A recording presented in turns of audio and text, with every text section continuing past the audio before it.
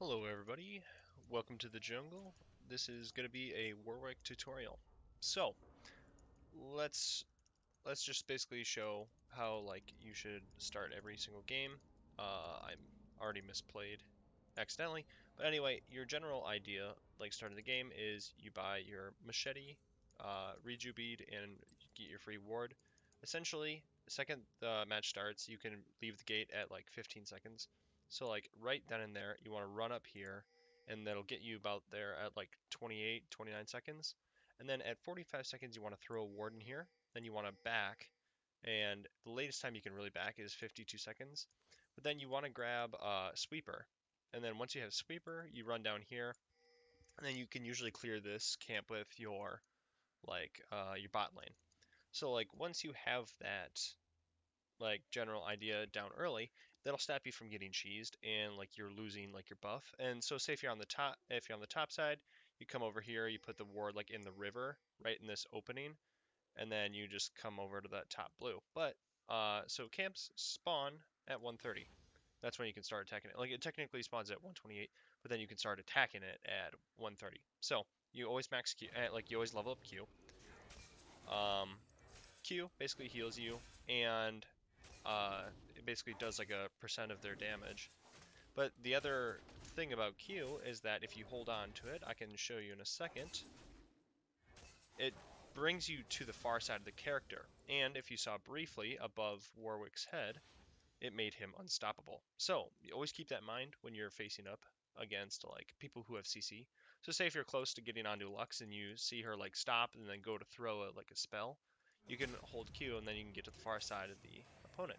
So a very fast clear, and one of my favorites is that you would start red, you instantly come over to blue, and you hit that blast cone, you get over here. It's only 2 minutes have gone by, so very quick. Then you smite this. So this is the fastest way to get level 3. You get your 2 buffs and you get a grop. And so if you look at that timer, 230. 230, I got a clear already. I'm level 3. And at this point, top laner or mid laner are hitting level 2. So this is the probably number 1 clear I'd recommend. So I am very open. I can go, sorry, let me get rid of this bad boy. So I can essentially go up here. I can go over to mid, or I can go fight for the red, because I can win the 1v1 almost always against most junglers. There's very few exceptions to that, but Warwick is a pretty early just bully. And your runes that you want to use, oh no, I took the wrong runes for this. I will say that the runes that you're supposed to take is not Fleet Footwork. It's supposed to be Press the Attack, Triumph, Alacrity, and Coup de Grace. So basically, with those 4 particular ones, you can win those early engages, and then you can take long extended fights, and then you can beat them. As your secondary, you want Nimbus Cloak, and you want Celerity. Nimbus Cloak, whenever you use one of your summoners, like Flash or Smite, basically speeds you up for a period of time. By doing so, you can get Blue Smite, which slows them down, and it speeds you up, and that basically lets you get on top of them. Also, let's say, for example, Celerity is very good with Warwick because it increases your overall move speed. So if I increase my move speed, um, if I increase my move speed overall, I can catch up to people with the blood stack, at the sniffer stack.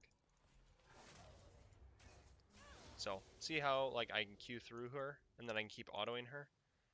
Essentially, the combo that you want to go for is you start the E whenever you're coming to engage, you Q through, and then you flash them back. Not flash them, I'm sorry. You fear them back into your team. So then you can all collectively start hitting the target. But it's hard to show in practice tool, but eventually your opponents will probably be getting low health.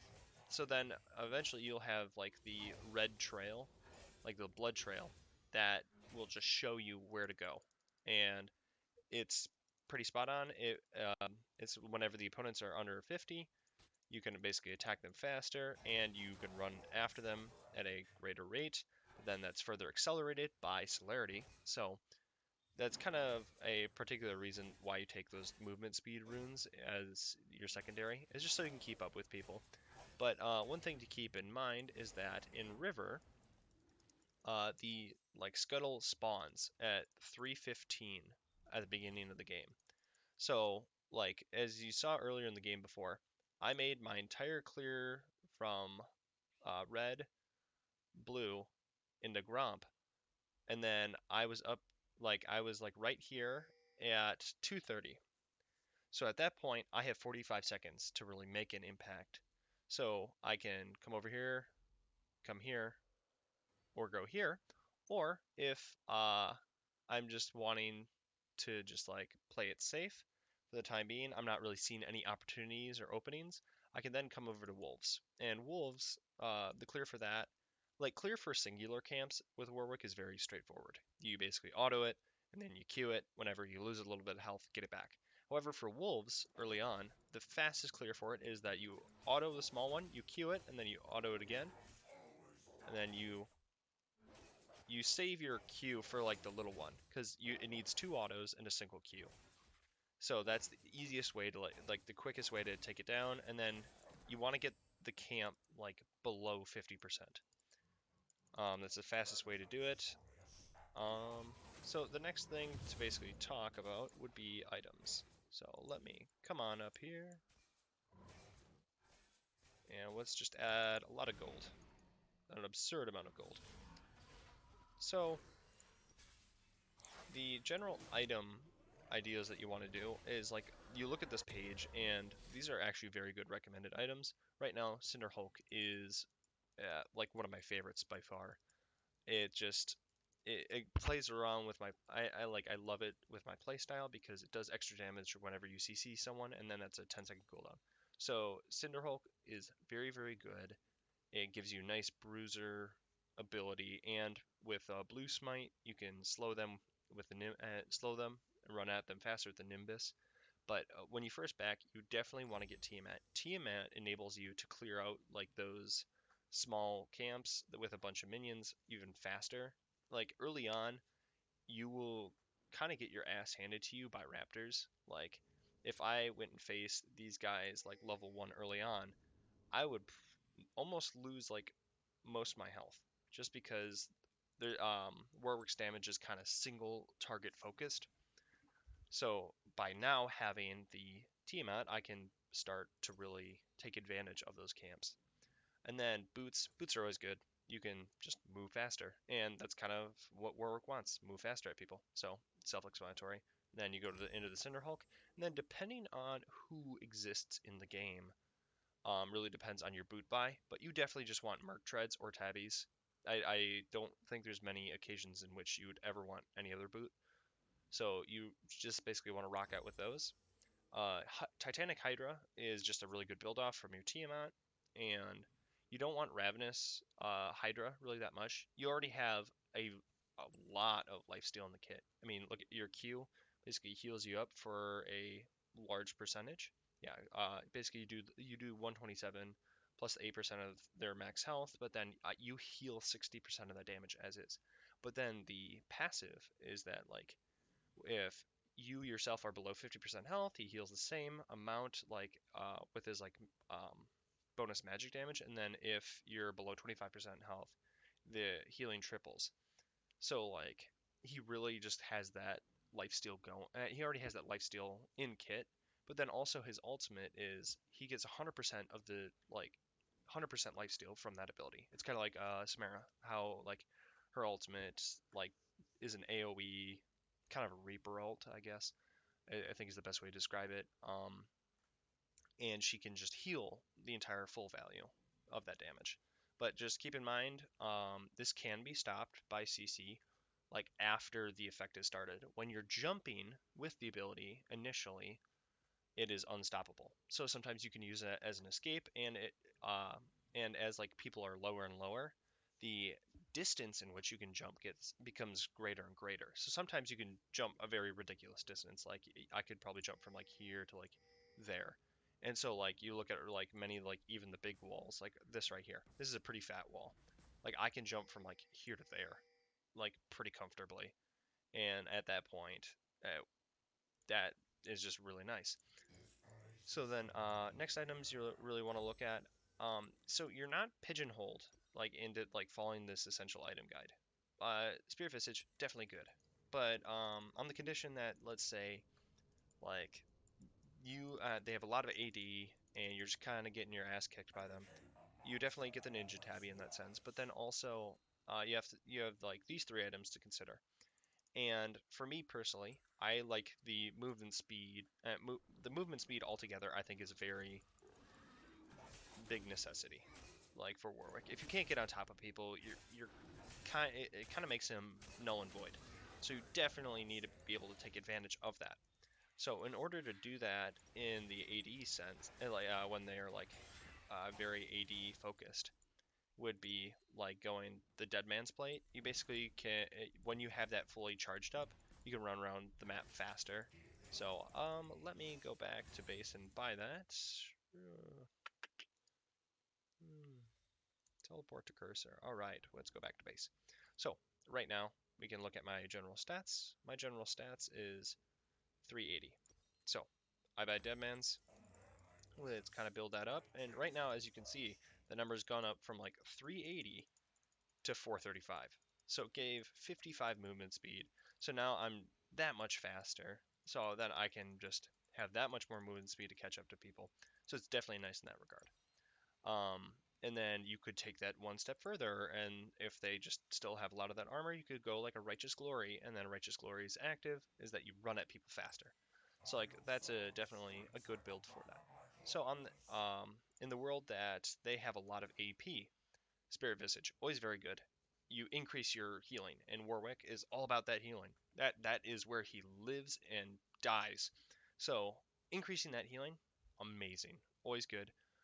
The other item that usually doesn't see a lot of play, in my opinion, is Wit's End. Wit's End gives you a extra magic on hit, so it kind of is like an increase to like your passive. So the passive dealt like 20 bonus magic damage on basic attacks. So Wit's End also adds a little bit more magic damage to that. And then when below half health, he heals for 33% of that effect, and then it's increased by 100% like for melee champs. So it's 66% on 15 to 80 magic damage on hit. So let's just say it's at 80, and then you heal for a third of that. Okay, like 2/3 of 80. Let's just that puts it like 55 or somewhere in that ballpark. Don't quote me on that math, but anyway, you heal up a lot, and then you still have your passive, which is healing you a lot, and then you throw on a Q where you heal there, and then you are so like basically going Wits End Visage, definitely really good. If you're having problems like okay, you get in the fight and then they're actually out sustaining you with healing wise, you definitely want to consider a Thornmail. Thornmail, it like I think Grievous Wounds is not really considered enough by a lot of people. I think it's a almost a, like a must-have against like some certain champs. Like Olaf, it makes him very sad if you have Grievous Wounds because big part of his kit is that he uses like his own health to basically like activate his abilities and do things, but then his like W is supposed to heal him up and kind of bring him back into the game. But then if you just cut down that healing that's supposed to just like bring him back up, it kind of nullifies the character. Also, he goes for Conquer, which is in itself a rune where you land like a bunch of like autos and abilities, and then that gives you healing with Conquer along with the W. Cut that down, it works out just fine. Mundo, his ultimate just heals him a shit ton. His passive heals him a shit ton. His Q, if he hits it, heals him. You just cut that down as much as you can, and that really works out. So you definitely, there is, I believe, a necessity for dynamic like item choices. I don't think Warwick is always 100% cookie cutter build. I think that in almost every instance, Cinderhulk and Titanic Hydra are just very good. You like they I think are very good staples of what you should have as like a bruiser style jungler because by continuously like being in fights and like on that like as I showed the early clear up top here, if I can cause that fight where I maybe get a summoner, like I get a summoner spell out of here, or come over here, kill their jungler, or like go mid and force like some issues there, I can like kind of snowball that lead and then start getting some of these items, and I can just take over the jungle. Because when you get Cinder Hulk versus a lot of the other jungle items gives you a massive spike um, in like health, and like it makes your CC do a lot of damage. So your tanky junglers really start hitting pretty hard. Um, like Sejuani isn't known to just have a lot of damage. She is just basically controlling fights and locking people down, and throw a Cinder Hulk on her, and then give her a bunch of health, because Cinder Hulk does damage based upon your total max health, and so does Tiamat. So that's why they kind of synergize. Um, you kind of add in more health, and Sejuani starts hitting like a train if left unchecked, or she gets far enough ahead. So like it's definitely really good on Warwick. The other considerations of his jungle items, I don't think you ever really want to go red like the skirmishers. Like I don't feel that you are needing to mitigate other people's damage. You can already kind of do that with your E. Your E, whenever activated, gives a bunch of damage reduction, and then at the end of that, of course, you do the fear. So, like, in that time period, you don't need another, basically, you don't need another exhaust effect. Like, on top of that, you already kind of have one inbuilt, and it's just better to have the chilling smite so you can just catch up to people with Nimbus Cloak. Enchantment Warrior. You don't need the CDR as much with Warwick. You'd rather have that kind of like damage, like from the Cinder Hulk, and it gives you more max HP in general. So that's just, I believe, better. And then Runic Echoes, you do not. People sometimes like jokingly like, oh, go AP Warwick. Yes, there are things on him that scales based upon your overall abilities. Like um what is it, like let's look at it. So like you see on this character, it says on release deals 84 in orange plus 0 in purple, and that purple represents magic damage versus sorry, AP, and then the orange is the physical. And right now I have 0, so that's why you look here and it says 0. There are different, and I believe the ultimate does magic damage based upon orange, so that's actually on like your AD. I think no, okay. I guess Q was the only thing that's upgradable by that. Anyway, my point is AP Warwick is terrible. Don't do it. So the general build for like the leveling build for Warwick, I believe here. Let's just do level up a bunch. So in most instances of the game, I believe that your opening start is just Q, W, E, very good. And then uh, there, I think there could be cases made for both things that I'm about to talk about, but I personally almost always start leveling up my Q, because my idea behind that is that if I get the opponent under half, my W allows me to start attacking the enemy faster and basically just kind of tear them down. And once they're kind of torn down, it's hard for them to come back into the fight, because Warwick will chase you down and make your day very sad, to be honest. So basically, I personally max Q next, and then I then go max W, and then max E, and then of course throw in your ultimate whenever it comes up. Always. I think the only champion that I can think of right offhand is like Tryndamere. Sometimes when you hit your level 11, you don't level that up, but Warwick always level that up. Infinite Duress is an amazing ability. So then W. W has a passive, like when they're below the 50%, what I was talking about, but then it allows him to move faster when out of combat, so I can start running around the map, and then like really locking down people, and then you have vision on them, and then you can kind of ping to your teammates approximately where they are. So definitely a really good one. And then the active is, say if I want to go top, but the person isn't below like 50% health, but you know what? I want to start running at them faster, and I want to get in there.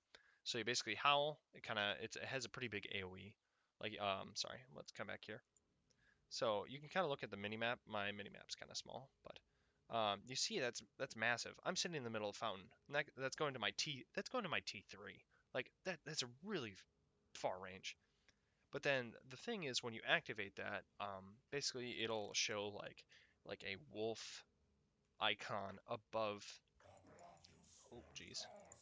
It'll show a wolf icon above the like enemy player, so then it kind of notifies them, oh shit, Warwick is around. So this is going to start being an issue for them. So they have to be careful, be wary. So just be smart about using your W. Your E, as I said before, damage reduction, and then you flee. So basically combo, you Q through someone, you flee them back. Okay, you start E, you run at a person, you Q through, you E them back to your teammates, and then maybe they use a flash or something. And then infinite duress, you can use this as an engage, disengage, just a way to like lock people down in a fight. It's just very good. And also to keep in mind, infinite duress counts as auto attacks.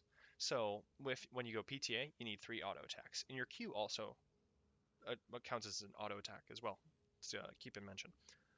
So the idea is when you run in as Warwick, you basically auto once, you Q through, and then like you do the fear, and then you auto again. There's your 3 procs from PTA. And at that point, usually they're below or near half. So then you throw in an auto, and then you're hitting them, and then now they're below half. Now you're speeding it up, you're attacking faster, and you're dealing more damage per auto because PTA has already been procced. So at that point, you just keep hitting them. But I kind of got away from it. So for infinite duress, when you jump onto someone, it does like a few swipes. I forget the rate of swipes per second, but you quickly uh, are granted like the PTA proc, and so then that I believe it's after like a second. I believe I don't 100% quote me on that, but I believe after a second you activate that PTA. But then so Warwick leaps 2.5 seconds worth of movement speed, and then he collides with for 1.5 seconds. So he quickly builds up. Okay, wait, it says deals 134 magic damage and applies on-hit effects 3 times. Okay, so over 1.5 seconds, it does 3 autos. So not bad. But then you do that, it procs PTA, and then if anyone tries to get away, you just Q to them and Q through them and fear them. The other very interesting thing to keep in mind about Q is that I don't have the ability to. Um, let's see if I can summon a person. Oh, my bad.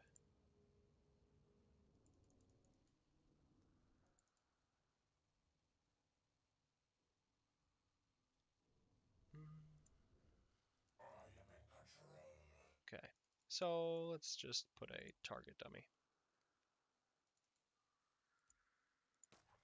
So let's just say that I'm Warwick, I'm coming up onto someone, and then they're realizing that this is a bad situation. And then they're realizing that this is a bad situation. You recognize that like they want to flash soon. So sometimes you don't have to use your Q because they were already low. But then they'll flash from this position to like right there. If you recognize that someone's about to probably use a flash at this point in time, you can Q hold, and that would actually bring you along with them through their flash. You can use this for dash actions. So like Riven. Riven has basically the 3 Qs where it's just like there's like the first little slide, the second little slide, and then it's the slide hop. And then it does the AoE knockup. So you can follow her through that and then go to the far, and if you hold Q all the way through it, you go to the far side of her, you fear her back, and that also works with her E as well. Another one is like say if what's an interesting one? So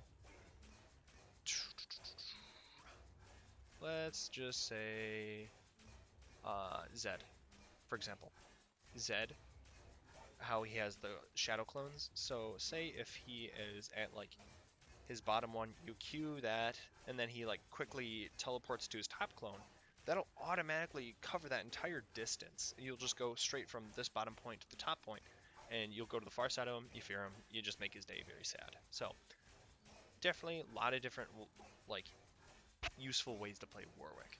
But I think that this basically is a very good just overall guide on the different tips and tricks of Warwick, and you can kind of use this in almost every game.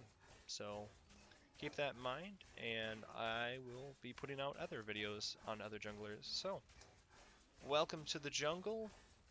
Let's create some chaos.